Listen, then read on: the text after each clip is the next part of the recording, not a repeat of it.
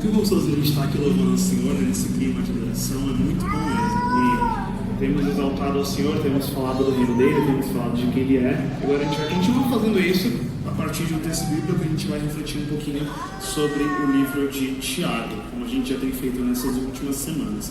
Deixa eu ligar o passador e vamos ver se eu entendo com ele, porque às vezes eu tenho dificuldades. Olha lá, começa assim. Vou tentar de novo. Agora. Não, vai, Sora, me ajuda. Valeu, tamo junto. Então, obrigado, querido. Como eu falei, a gente vai falar um pouquinho sobre o livro de Tiago. Nós já temos feito isso nas últimas semanas, né? O pastor Bruno já trouxe 2 mensagens dessa série. A gente falou um pouco que o livro de Tiago, ele foi escrito, talvez seja um dos primeiros, se não o primeiro livro do Novo Testamento. Ele foi escrito ali no anos 40, alguma coisinha, pelo Tiago, irmão do Senhor, como a Bíblia menciona. E ele é um livro bem antigo do ponto de vista da história do cristianismo, porque ele foi escrito, sei lá, 10, 15 anos depois da morte do Senhor. E a gente viu um pouquinho sobre quem era Tiago, o pastor Bruno nos ensinou um pouco a respeito disso. E a gente viu também que o livro de Tiago ele pode ser considerado meio que como um provérbios do Novo Testamento, porque ele fala de muitos assuntos e às vezes não necessariamente tem uma conexão entre um e outro, mas eu acho que, sobretudo, o livro de Tiago, gosto de falar muito que ele é um livro muito pé no chão. Então, se Paulo vai falar sobre doutrinas complexas e profundas, com uma filosofia avançada e tudo mais, Tiago vai ser uma coisa assim, amigo, faz o básico, feijão com arroz. Então, Tiago é um livro que eu gosto bastante. A gente conversou um pouquinho sobre isso no último EBD. Quem estava aí no último EBD pôde trocou uma ideia sobre isso. Tiago tem umas polêmicas também no livro, alguns temas mais acalorados em termos de debates teológicos, mas é um livro bem interessante e, por essa natureza prática, ele é bem especial no Novo Testamento, né? Então, na semana retrasada, o pastor Bruno nos ensinou um pouquinho sobre aprendendo a lidar com provações. Então, a gente viu que diante das provações a gente tem que se alegrar, porque a gente está passando por provações. A gente viu também que a gente tem que persistir e insistir, tendo perseverança e paciência. E aprendemos também que precisamos pedir a Deus sabedoria para lidar com elas, para lidar com os desafios e tudo mais. Daí, na semana passada, a gente, na sequência do capítulo 1, ainda falou um pouquinho mais sobre a tentação. E a gente viu que a gente tem que se lembrar de que Deus não tenta ninguém, porque Deus é muito bom e não pode ser tentado por ninguém. Quando a gente é tentado pelo próprio pecado, pela própria maldade no coração. A gente também viu que a gente precisa se lembrar que Deus é bom. Então, toda dádiva, todo dom perfeito vem descendo do Pai das luzes, em que não há mudança nem sombra de variação. E nós entendemos também que nós recebemos de Deus uma nova natureza, uma natureza regenerada. Ele nos gerou para uma nova vida em Cristo Jesus, nosso Senhor. E assim a gente concluiu a conversa de Tiago, ele passou por nos ensinando na semana passada. E hoje a gente vai dar seguimento nesse texto. Mas antes da gente entrar no tópico de hoje, eu queria convidar vocês a pensarem comigo em alguns cenários. Eu vou pedir para a Sora passar ali, a gente vai olhar para algumas imagens. Então, a gente passou? Não, assim mesmo. Pode exprimir, perfeito. Então, você imagina que você está lá indo na sua loja favorita de doces. Você gosta da Sodier ou de algum lugar aí gourmet que o povo gosta de comer. E você está lá na fila, você está com fome, e está com aquela vontade de comer aquele seu bolo da hora. E você está na fila e, não sei, alguma coisa aconteceu, está com gente a menos, a fila está demorada hoje. Mas tudo bem, você está lá no fome, você vai pegar o seu bolo, o seu bolinho gostoso. E aí, tá vendo aquela moça de vermelho ali segurando a bolsa? Ela dá uma desperta e entra na fila assim, como quem não quer nada, e pum, furou a fila. E ele mete o louco, como a gente costuma falar, e entra na fila na cara de pau, numa falta de respeito, sem nenhum justificativo plausível. Pura e simplesmente porque ela é folgada. Ela entra na fila e agora você vai ter que esperar um pouquinho mais. Você pode ver como o pessoal da frente olhando aqui, como quem diz: bom, ainda bem que não posso na minha frente, então não é problema meu. Quem está atrás está querendo bater nela, e fica aquele clima esquisito na loja, né? Então, o seu dia agora virou um campo de guerra, pelo menos nos olhares das pessoas. Então, se imagina nessa situação aí, não como quem está na frente da fila, como quem está atrás, com bastante fome. E aí pensa no como você se sente nessa situação, qual é a sensação que te dá olhando para essa pessoa. Esse é o primeiro cenário. Próximo cenário. Você está lá no metrô, ou no trem, que aí é mais galera ainda, passa menos, é mais cheio, sempre tem brabo. Às 7h30 da manhã, todo mundo indo trabalhar. Você já acordou meio atrasado, era para estar lá mais cedo, então já não tinha legal. Aí você olha para fora do trem, você vê uma placa que começa aí: use fone de ouvido, respeite as demais pessoas. Está bem grande, essa placa do tamanho de uma pessoa, enorme. E aí você olha para dentro do seu vagão e tem um maninho com uma JBL, mas não é nem pirata, é uma JBL boa, que o som vai longe. E ele está tocando o ritmo que você mais detesta. 7h30 da manhã. Ele podia usar um fone? Ele podia. O fone certamente era mais barato que a JBL dele. Mas ele escolheu usar a JBL logo cedo. E está lá estourando o som e você já está... Não está legal? Beleza, vamos ver se eu consigo. Beleza, está funcionando, valeu. Então você imagina aí como é que você se sente. Tipo assim, você já não está num dia legal, já não está muito feliz. E aí a pessoa vem com aquela música que você detesta e assim, você sabe que você vai ficar nesse trem por uma meia hora. Porque estamos com velocidade reduzida hoje, por alguma razão, sempre. Então, pensa nisso aí, aquela música estourando assim, ninguém tem coragem de falar alguma coisa, você está ali, mano, o que eu faço? E não dá para sair do trem também, porque 7h30 da manhã, se você sair, você não volta. Então, beleza. Pensa aí nesse cenário, você imagina nessa situação, pensa como você se sentiria. Próximo. Imagina que você também agora está num consultório, ou talvez numa biblioteca, talvez isso funciona, um lugar de silêncio, você está tentando se concentrar, um lugar quieto e tudo mais. E aí, o telefone toca. O toque já é aquela música que você detesta da cena anterior, é o toque da pessoa. E não somente a pessoa não deixou no silencioso, já é um pouco desse mas tudo bem, deixa ela, esqueceu não. A pessoa atende ali mesmo, e você pensa, não, ela vai atender e falar que não pode falar. Não. Ela atende, abre os braços assim na cadeira, bem confortável, e começa, fulano, tudo bem? Como é que você tá? E não fala baixo, óbvio que não. Se a pessoa faz isso, você não vai falar baixo. Então ela fala bem alto, então você imagina que tem alguém lá dentro do consultório, você está tentando ler um livro complexo, tentando se concentrar, e a pessoa ali naquele ambiente silencioso achou que era uma boa ideia pegar o seu celular, atendê-lo ali e começar a falar alto. Então ele olha para a pessoa tipo assim,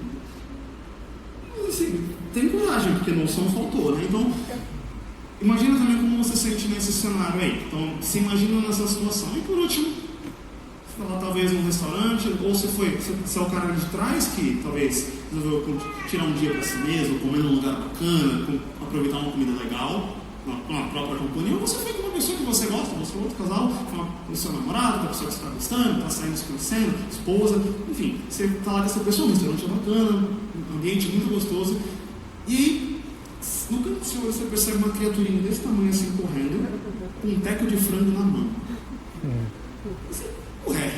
E a criança está correndo, e gritando, e sacudindo esse frango, e você sabe que esse frango vai voar. É uma questão de só quando, e você tem uma sensação de que vai voar em você.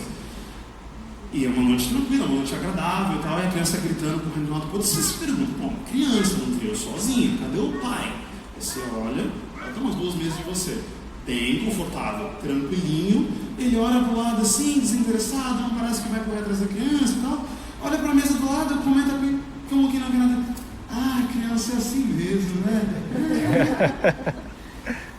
Como você se sente numa situação, qual que é a sensação que te dá vendo esse cenário, assim, o que te passa pela cabeça, o que você sente? Então, eu tentei trazer alguns cenários aí, amplos, em que, se você não se identificou com todos, eu espero que com alguns você tenha pensado e se imaginar nessa situação.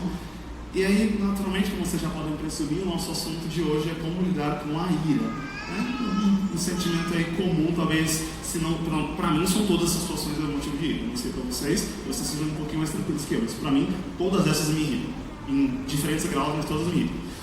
Então, a gente vai falar sobre como a gente pode lidar com a ira, o que o livro de Tiago vai ensinar para a gente, sobre como tratar disso, né? como lidar com essas situações aí. E aí, a gente vai olhar para esse texto e tentar extrair 3 princípios dele, 3 princípios sobre como lidar com a ira no nosso dia a dia, no nosso cotidiano. Tá? A gente vai tentar olhar para isso aí e pensar quais, talvez, traços de personalidade ou quais características a gente pode desenvolver para poder lidar melhor com a ira. Tá? E aí a gente vai ler 2 versículos, o texto de hoje é curtinho, e ele diz assim: meus amados irmãos, tenham isso em mente. Sejam todos prontos para ouvir, tardios para falar e tardios para irar-se, porque a ira do homem não produz a justiça de Deus. Então, um texto bem simples, um texto bem conhecido, então, bem citado, e a gente vai tentar entender um pouquinho o que ele vai ensinar para nós aqui. E aí, talvez a primeira coisa para a gente perceber aqui é que nesse texto aqui, Tiago, ele parte de um princípio geral para aplicar para uma situação específica. Então ele está falando desse princípio geral de que todas as pessoas deveriam ser tardias para falar, tardias para se irar, prontas para ouvir. E o assunto que ele vai discutir vai ser como a gente deve receber a palavra, como a gente deve ouvi-la, como a gente deve encarar a anunciação da mensagem para a gente, como a gente reage a isso. Então ele usa esse princípio geral para falar desse cenário específico. Hoje eu vou me ater a esse princípio geral e nas próximas semanas a gente vai ver um pouquinho sobre essa aplicação específica de como a gente reage à palavra e como a gente vai lidar com isso. Mas hoje a gente vai se ater um pouquinho mais a esse princípio geral aí de como a gente pode lidar com essas coisas. Tá? Então, esse que a gente vai olhar.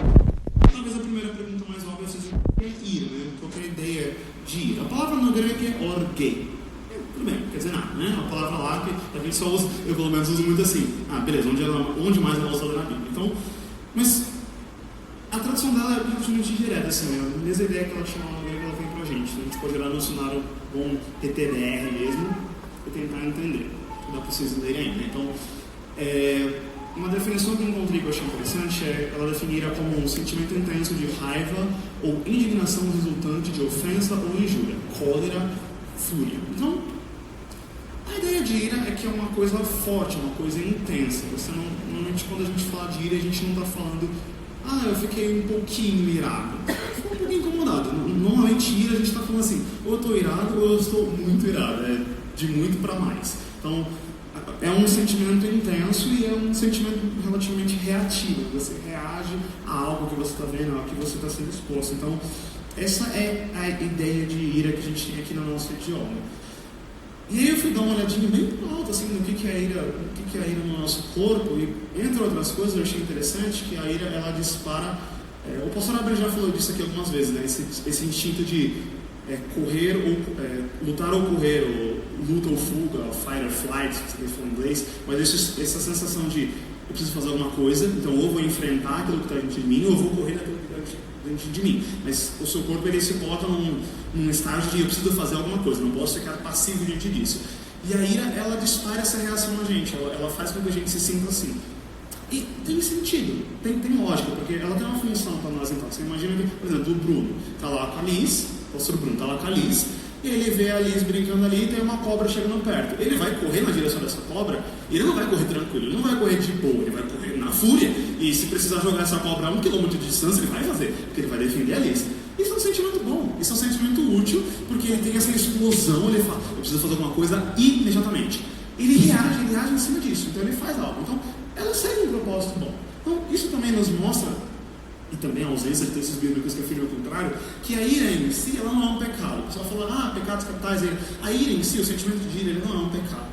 Mas a gente vê no texto aqui que ele é um sentimento, no mínimo, problemático, por assim dizer. Então, pode ser que tenha os momentos, ok, para isso, mas ele é um sentimento, de modo geral, problemático. Ele não é um pecado por si, mas ele é um sentimento problemático. Então, é isso que a gente vai tentar olhar um pouco aqui. E o meu objetivo aqui é que a gente saia daqui, proposta dessa mensagem, é que a gente saia daqui encorajado a lidar com a ira de um modo um pouco mais santo, a lidar com a ira de um modo um pouco mais parecido com o que Jesus faria. Tá? Então, essa é a proposta da nossa conversa.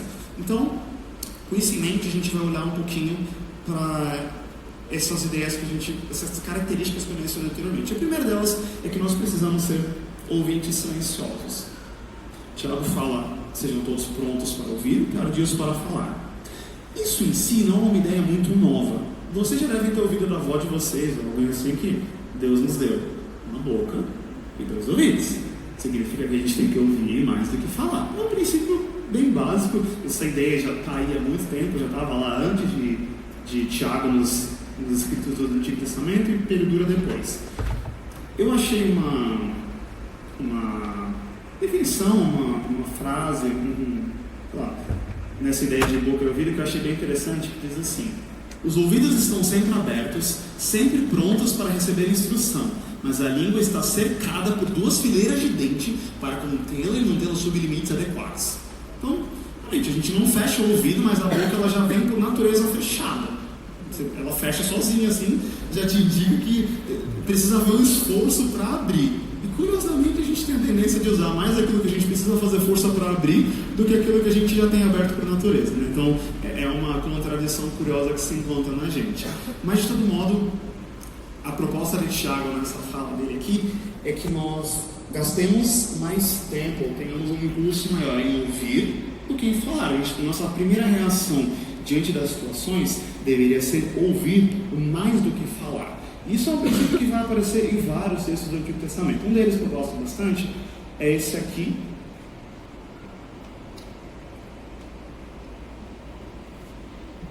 Vou ligar de novo.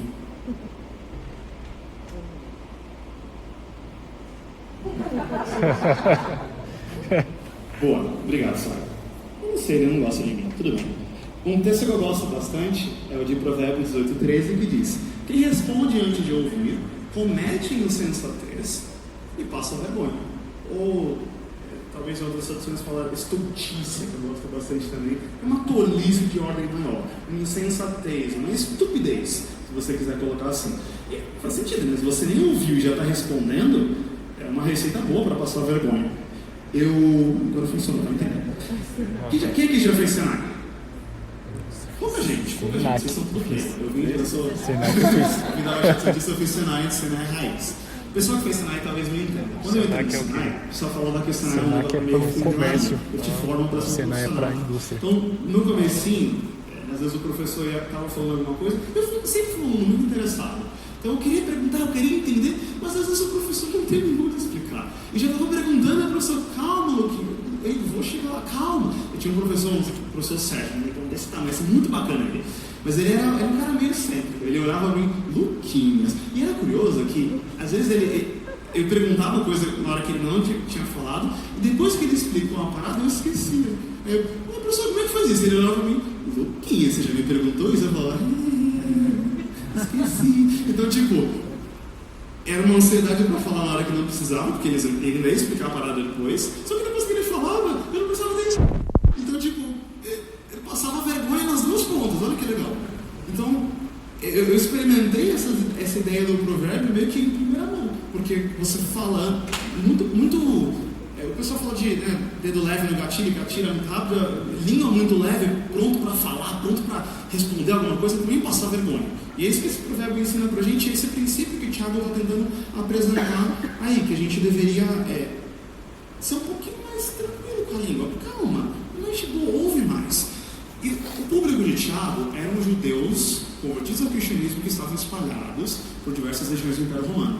E entre eles também havia esse hábito de querer falar muito. E para eles, em particular, eles eram muito afeitos à ideia de querer serem juízes, de querer ensinar e querer falar. Então eles tinham muito essa coisa de querer estar numa posição de falar com os outros, querer ensinar, querer estar na frente da galera.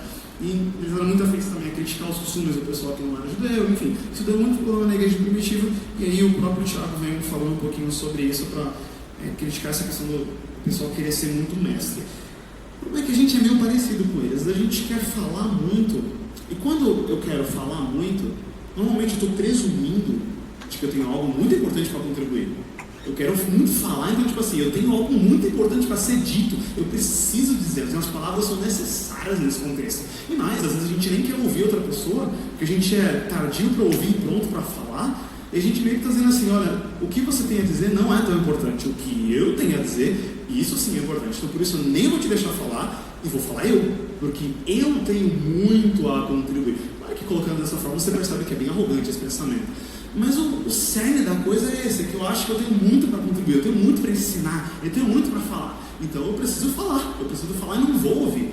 E o que o Tiago está propondo para a gente é o exato oposto, que a gente seja pronto para ouvir e tardio para falar. Fala devagar, não tenha tanta pressa para sair falando. Ouça primeiro, entenda primeiro. E se a gente já é assim normalmente, imagina quando está irritado. Imagina o momento de ir: então, meu amigo, mesmo que você fale, eu nem estou ouvindo. Não é que eu estou ouvindo e ignorando, eu nem estou conseguindo ouvir, porque eu desliguei minha audição, coloquei 2 tampões assim, e eu vou falar, entendeu? E você vai me ouvir. Então, é o exato oposto do que Tiago está propondo para a gente fazer. Quando a gente está nesse momento de ira, a coisa fica pior ainda.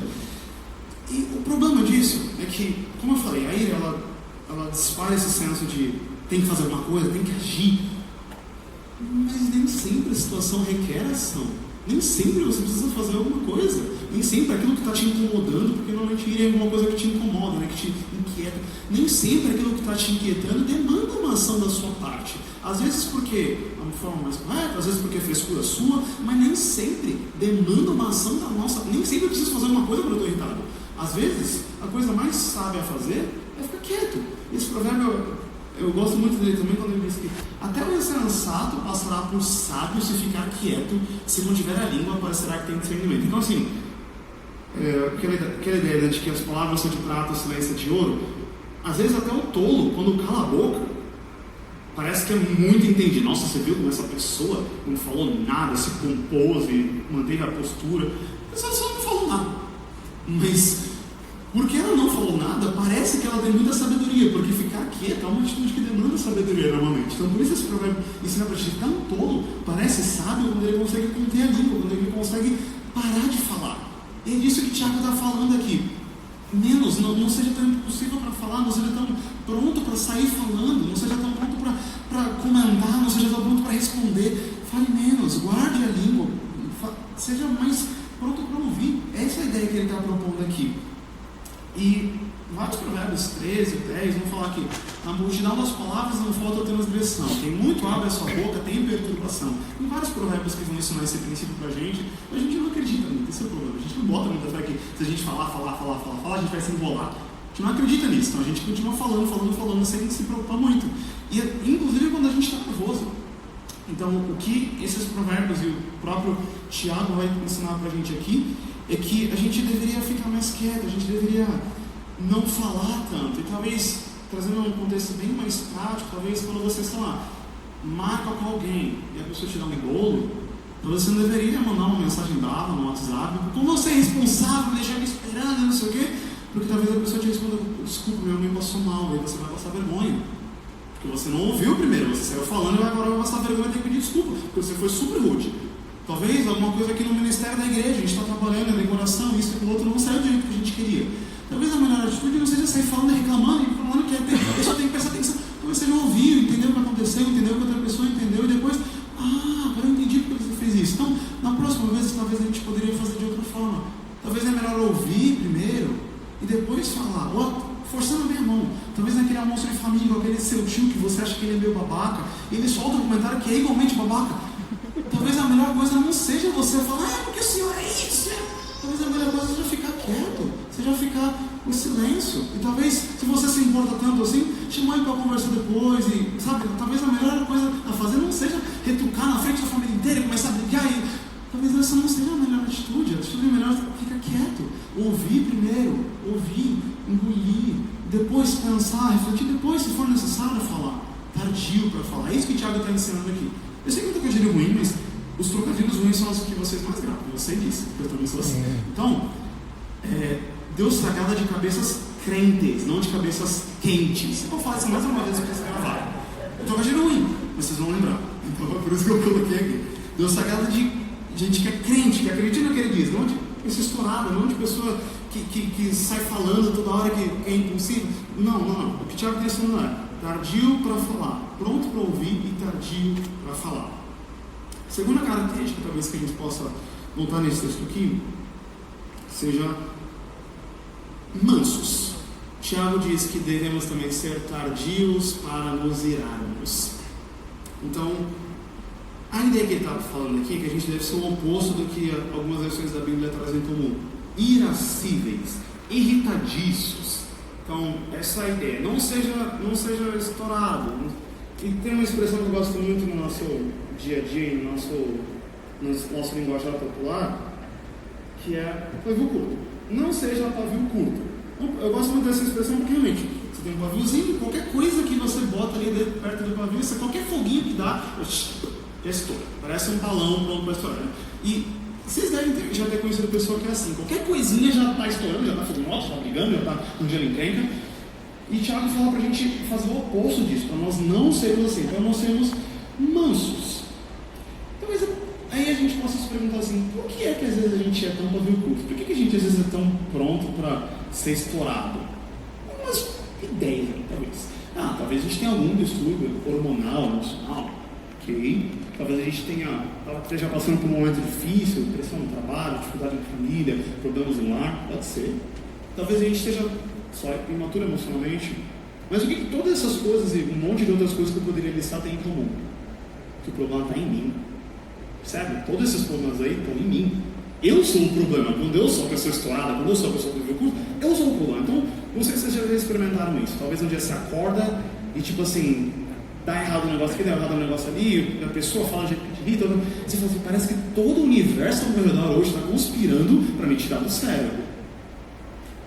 É uma possibilidade, ou outra possibilidade é que talvez você só acordou chato. Entendeu? Talvez o problema não esteja em você, talvez o problema esteja em mim, que não acordei legal e hoje eu estou chato. Eu estou me irritando por qualquer coisa, eu estou estourado hoje, eu estou com pavio curto. E o problema está em mim, e não no mundo ao meu redor, não nas pessoas ao meu redor. Então, essa ideia que o Tiago está falando aqui, não sejam estourados, não sejam estressados em tudo. E, procurando algumas ilustrações para falar aqui para vocês, eu encontrei essa muito curiosa imagem na internet aqui. É um bolo de aniversário, não sei se dá para vocês verem muito bem, mas o personagem que está ali em cima do bolo é o personagem que é a Ira do filme Divertidamente. É o vermelhinho que representa a Ira na menininha. Se você não assistiu, assista, é um filme muito legal.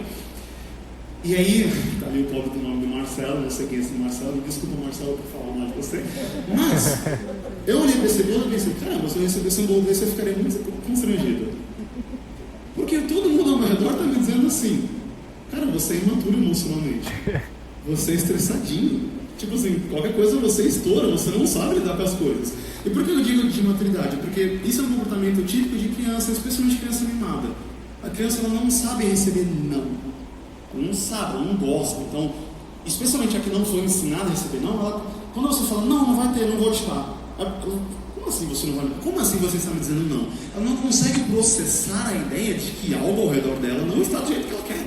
E ela dá piti. Ela começa a se jogar no chão, ela fica brava, ela sai andando, pisando duro, e bate porta, e quer morder os outros, faz de tudo. Porque a criança ela é imatura, ela não sabe como lidar com a ideia de que algo não está de acordo com o que ela quer. Então, essa desconformidade da realidade com o que ela quer gera o sentimento de ira.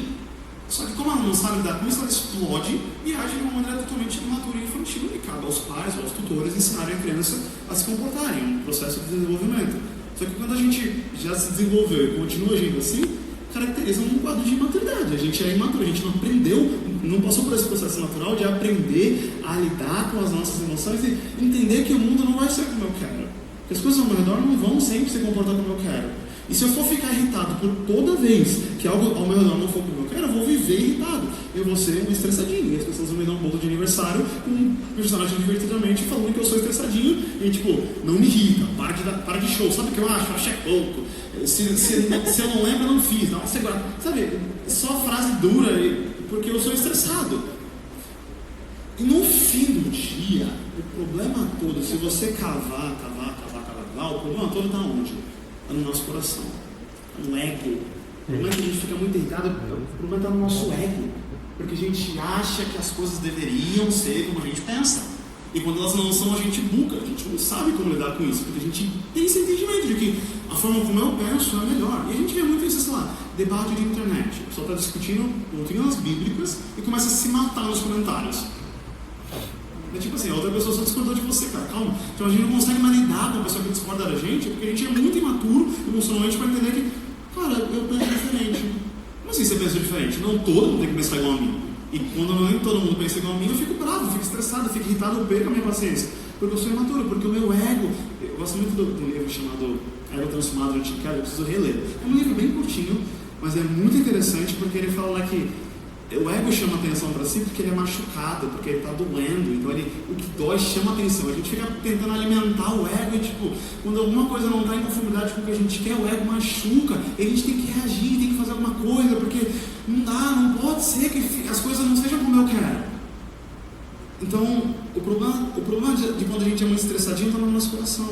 Isso faz sentido com o que o Senhor falou. Ele disse que tudo que é mal, tudo que não presta, toda maldade provém de onde? Não provém de fora, provém do nosso coração. Nosso coração é a fonte do que é mal, do que não presta, do que é impuro. Então esse é o nosso problema. E quando a gente é estressadinho, muito estourado, é isso que o problema está aqui, no nosso coração. O problema está que a gente não consegue lidar com as coisas. Seja feita a minha vontade, eu não consigo lidar com a minha vontade não sendo feita. É quase como se eu entendesse que eu tenho que ser Deus, não que eu vou ser exaltado, assim, não que eu vou ser exaltado, mas porque a minha vontade tem que ser absoluta. Inclusive, pelo menos na minha vida, né? Se nem na minha vida for, aí tá tudo errado. Então eu não consigo lidar com a minha vontade não sendo feita, porque o meu ego está muito machucado, ele precisa receber muita atenção. Enquanto o que a Bíblia apresenta para a gente é o oposto. Ela diz que quem tem conhecimento é comedido no falar, e quem tem entendimento é de espírito sereno, calmo, tranquilo. Por que o entendimento leva ao espírito sereno? Por que você tem entendimento que te leva a ser uma pessoa mais serena? Primeiro, que você sabe que ficar estressado não resolve nada, né? A primeira coisa é essa: você entendeu que ficar estressado, pisando duro, não vai resolver nada. Você não é mais criança, você sabe que o mundo não vai mais girar em torno das suas birras. Sinto muito, mas a gente sabe disso. Mas, para além disso, a gente, quando cresce em entendimento, a gente começa a perceber essas coisas que eu falei. Que tá tudo bem as coisas não serem como eu quero. Talvez seja até melhor. Você pensa assim? Por quê? Isso aqui é curioso, eu nunca tinha ouvido isso.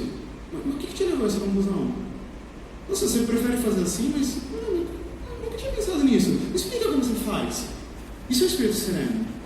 Então, quando a gente adquire entendimento, quando a gente cresce em entendimento, a gente passa a ser assim, a gente adquire essa serenidade, essa calma que a gente normalmente não tem. A gente fica desequilibrado. Um texto que a gente inclusive selecionou como o tema do nosso acampamento, né? O Mateus 12, 29 está ali entre um dos textos do versículos tema, né?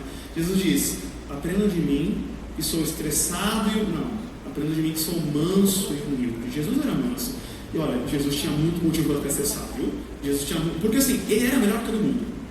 Tá? Ele era melhor que todo mundo. Para onde ele olhava, ele via erro. É isso, que perfeito só vê erro. Ele via erro em todo mundo. Mas ele era manso. E eu, que sou todo cheio de erro, quero ser estressado. Não faz muito sentido. Inclusive, se você olhar no Salmo 145, e também em Êxodo 33, alguns dos textos, Deus se descreve como o tardio em se irar. Algumas traduções trazem até como um sofredor. O que isso quer dizer a respeito de Deus? Que Deus tolera. Que Deus não é pavio curto. Deus que tem o juízo e tem o poder e tem o direito de ser pavio curto, Deus não é. Deus é um Deus tolerante, Deus é um Deus compassivo. Quando eu digo tolera, não quer dizer que ele passa pano porque é errado, mas ele não pune imediatamente, ele prolonga a punição, ele aguenta meio que calado, sabe? Por isso que algumas traduções trazem ele como um Deus sofredor, porque ele sofre as ofensas e não explode. Deus não é um Deus explosivo. E Jesus, quando veio em terra, também não foi um Senhor explosivo. Então, por que nós haveríamos ser? Por que nós haveríamos ser irritadíssimos? Então, se nós temos vivido a ponto de explodir o tempo inteiro, é o momento de parar e refletir sobre por quê. Por que a gente está assim? O que nos leva a ser assim? Por que a gente está sempre pronto a explorar por qualquer coisinha que a pessoa que mora comigo me faz querer explorar, brigar? E um negócio que eu falo para mim mesmo: por que uma coisa que foi colocada fora do lugar me incomoda tanto? Por que uma coisa que não foi feita do jeito que eu queria me irrita? Por quê? Qual é a justificativa para isso? A pessoa não é mais importante que a coisa, então por que eu vou ficar bravo com a pessoa por uma coisa que é menor? Qual que é a lógica? Por que eu estou assim? Por que eu fico tão estressado? Por que eu sou tão estourado? O que me leva a ser assim? Tem algo errado com o meu coração. Tem algo errado com o meu ego, ele está dolorido. Está ocupando muito espaço. Não está parecido com Jesus. Jesus era humilde, Jesus era pequeno em termos de como ele precisava ocupar isso. Não, para ele, tranquilo, dormir aqui, ficar ali, não sei o que. Para ele era tranquilo, ele queria fazer a vontade do Pai. Ele não queria chamar atenção e fazer. Não, ele não estava preocupado com isso. Então, talvez a gente devesse segui-lo, talvez a gente devesse ser mais como ele, ser menos explorado, ser menos irritadíssimo. Por isso o Tiago fala para sermos tardios em nos irarmos, menos propensão a ficar bravo por qualquer coisa, menos propensão a ficar irritado por qualquer coisa pequena. Deus se agrada de cabeças crentes, não de cabeças quentes, já falei. Então, que a gente não seja cabeça quente assim. E talvez a terceira característica que a gente pode olhar para isso aqui, está no versículo 20, quando o Tiago fala que a ira do homem não produz a justiça de Deus. E aqui a linguagem talvez seja um pouco obscura mesmo, ele não está dizendo uma coisa óbvia que é: a justiça de Deus não depende da ira do homem. Isso seria uma obviedade, não é isso que ele está ensinando. Ele está ensinando que a justiça do homem os resultados dela não produzem aquilo que seja compatível com a justiça de Deus. Então, a ira do homem não faz aquilo que Deus se agrada. Ela não gera aquilo que é agradável ao Senhor.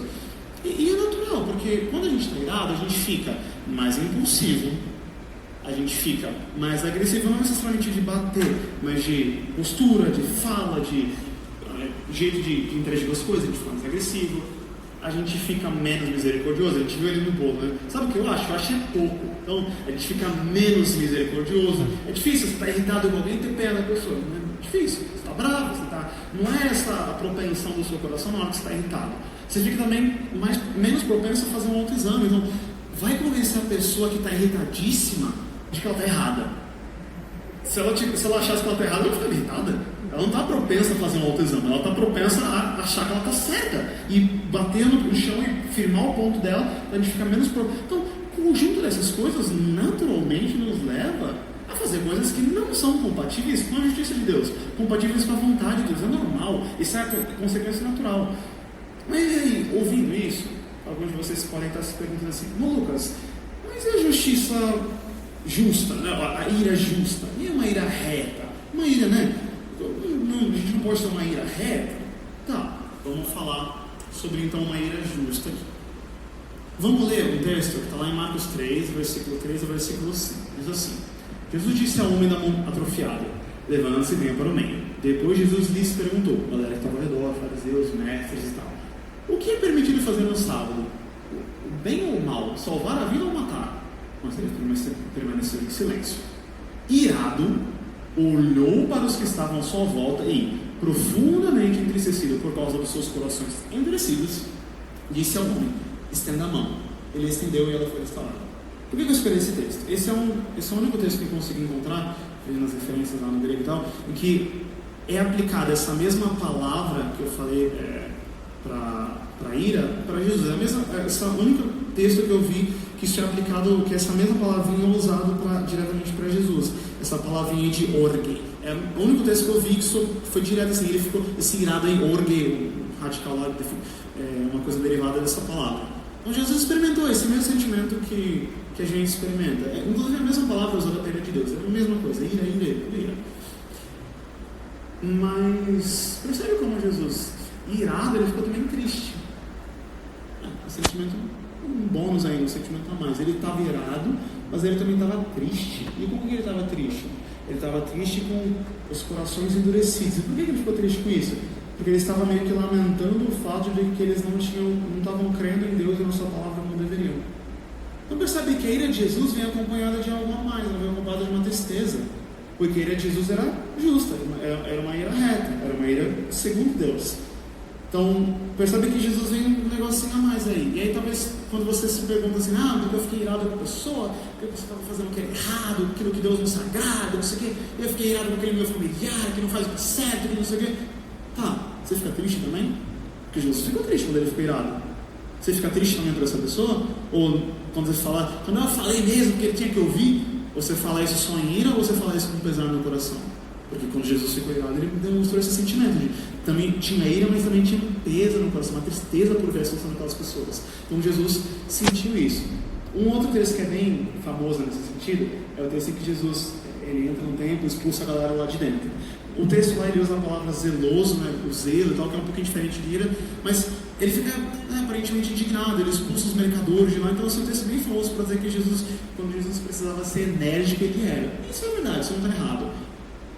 Mas se a gente olhar o relato de Lucas 19, logo antes de Jesus chegar lá no templo e fazer o chicote, derrubar a mesa, expulsar a galera, botar as galinhas para fugir, antes dele fazer tudo isso, ele estava vindo em direção a Jerusalém, ele olhou para a cidade e literalmente chorou. Ele lamentou pelo estado da cidade. Então, antes de fazer essa coisa enérgica e dura, não sei o quê, ele já veio com pesar.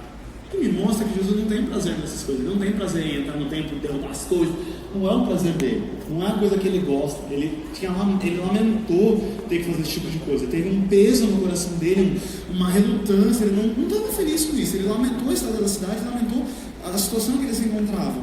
O mesmo Jesus que era duro com os fariseus, ele falava, raça de víboras, ele também olhava para essa galera e sentia pena, sentia compaixão.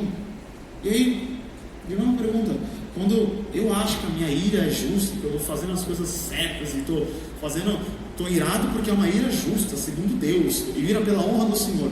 Quando eu faço isso, eu estou sentindo pesar no meu coração também, por essa coisa que está em desconformidade com a vontade de Deus, ou é só a minha ira, é só a minha vontade, é só o meu furor, é só a minha dureza se manifestando? Porque, de novo, Jesus, ele sentiu esse sentimento de pesar.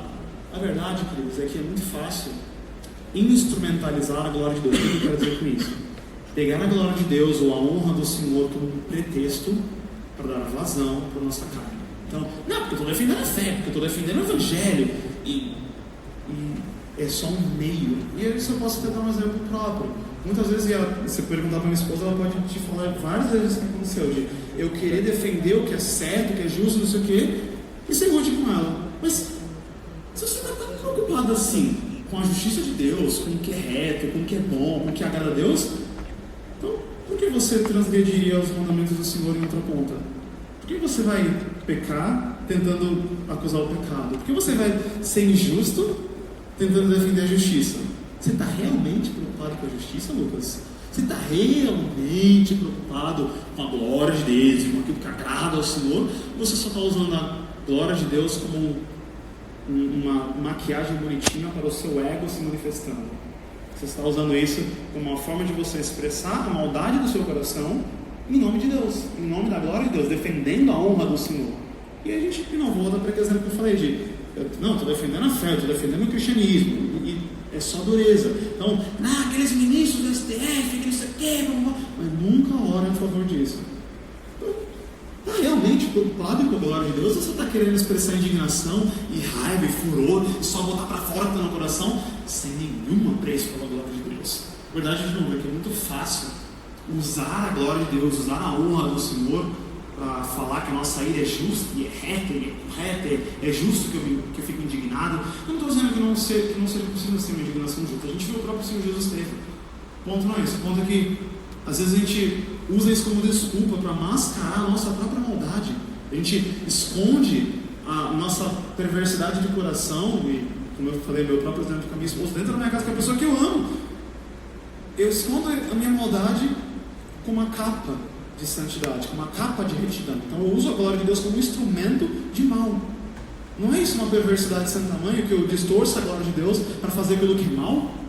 Então eu não estou preocupado com isso. Aí, sinceramente, assim, eu realmente questiono vocês, e eu me fiz essa mesma pergunta. Alguma vez eu já senti ira justa? De verdade, assim, eu me fiz essa pergunta. Alguma vez a minha ira foi separada de egoísmo, separada do meu ego, separada dos meus interesses, separada das minhas próprias preferências? Uma vez eu senti uma ira pura, segundo Deus, só em favor da glória de Deus? Talvez um incrível básico que eu sempre penso assim nesse assunto seria: se fosse quando alguém faz uma coisa contra você, que é injusta, que é errada, não sei o que, você sentiria a mesma coisa que você está sentindo se isso fosse feito com outra pessoa? Se não é, então aí é justo, pela justa, não é. Para que não é. É você e o seu ego machucado. Eu não estou dizendo que às vezes a gente não fica irado. Os exemplos que eu dei ali, por exemplo, eu não estou dizendo que não é uma coisa incômoda, não é uma coisa. Mas o ponto é que a Bíblia nos ensina a não sermos prontos para nos irarmos. Então, mesmo que teoricamente a gente tivesse uma boa razão para ficar irado, a Bíblia nos manda sermos tardios para nos irarmos. Então, mesmo que a pessoa dê motivo, não é motivo suficiente. A gente deveria ser longânimo, paciente, não pronto para explodir, não pavio curto. Então, eu desafio vocês a pensarem nisso, de como a gente lida com a ira, como justa de fato é a nossa ira, quanto a gente realmente tem uma ira justa. Eu acho que a gente acaba muitas vezes superestimando a própria humildade ou a própria piedade no coração, e aí a gente superestima as nossas boas intenções. Ou, na linha oposta, a gente subestima a maldade do próprio coração. A gente não acredita que a gente pode ser tão mal a ponto de dentro da minha casa, eu dei o meu exemplo, mas eu com a minha própria mãe, ou com meu pai, ou com aquela pessoa da minha família que não é crente, não sei o quê, quando eu fui falar da fé e acusar essa coisa errada que ele fazia, eu não acho que eu sou tão mal a ponto de, em vez de falar do evangelho com amor, ser duro só porque eu quero falar e porque eu quero ser duro. sabe? Eu não acredito que eu posso ir tão baixo a ponto de esconder essa minha vontade de falar uma palavra mais dura com uma capa de santidade. Eu não acho que eu sou capaz disso. Então eu subestimo a minha maldade.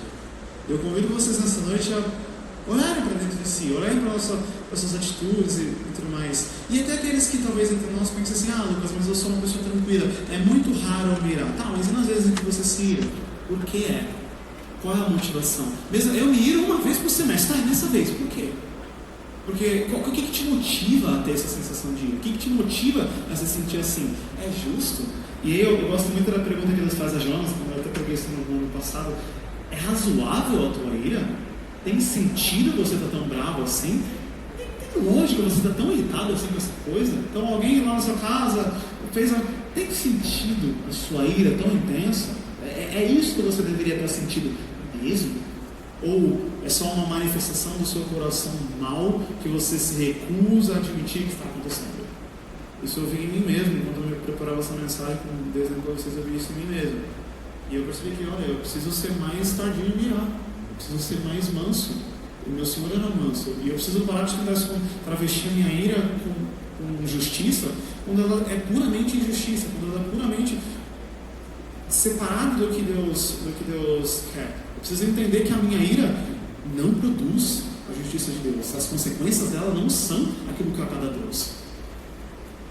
Mais uma vez, Deus sagrado de cabeças crentes, não de cabeças quentes. Tá? Então, resumo.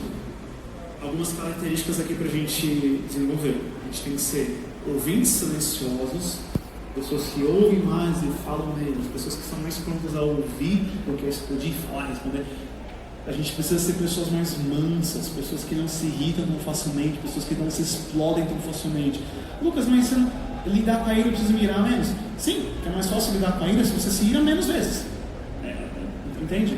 A gente precisa ser mais manso, a gente também precisa ser mais consciente das consequências da nossa ira, que elas não vão produzir aquilo que agrada a Deus. A minha ira não vai gerar porque eu vou ficar irado, eu vou fazer aquilo que não vai. A Bíblia diz que não vai. Então a gente tem que não esconder nossos maus sentimentos, nossas más vontades em uma capa de santidade, uma capa de retidão. Então eu queria te convidar a pensar nessa noite. O que tem nos irritado? O que nos deixa bravos? O que nos deixa incomodados? O que nos inquieta? Com que frequência a gente fica irado? Toda vez eu estou irado por qualquer coisinha me faz explodir, qualquer coisinha me faz... Por quê? O que me leva a sentir assim? O que está no meu coração que me leva a esse sinal? Quais são as consequências dos momentos em que eu tenho ficado irado? Eu tenho machucado pessoas, eu tenho desonrado ao Senhor, eu tenho usado a glória de Deus como justificativa para o meu mal. Quais têm sido as consequências? Então, como eu falei, eu espero que nessa conversa, com as ideias desse texto, como o Tiago nos ensina, que a gente aprenda a controlar melhor a nossa ira, controlar melhor a nossa forma de reagir, sermos mais mansos e humildes de coração, como foi o nosso Senhor, para que a gente consiga glorificar a Deus mais e ser mais parecido com o nosso Senhor Jesus. Amém? Deus abençoe, gente. Amém. Eu queria